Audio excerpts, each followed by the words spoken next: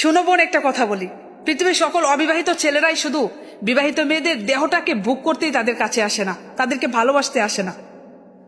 ওই অবিবাহিত ছেলেটা কিন্তু জানে যে বাজারে খুব কম দামে, খুব সস্তা দামে মেয়েদের দেহ পাওয়া যাবে। তারপরও একটা বিবাহিত মেয়েটার জন্য ব্যাকুল হয়ে থাকে, তাকে একটু দেখার জন্য, তার সাথে একটু কথা বলার জন্য, তার সাথে সারাটা জীবন কাটানোর জন্য।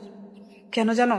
কারণ ওই বিবাহিত মেয়েটাকে দেখে তার মনে একটা মায়া সৃষ্টি হয়, তাকে দেখে একটু মানসিক শান্তি পায়।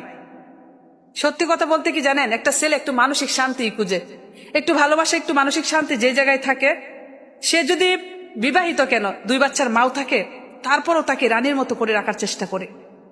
পুরুষ মানুষকে সত্যি আসলে আমরা বুঝতে পারি না, আমরা মেয়েরা পুরুষ মানুষের মনটাই চিনি না।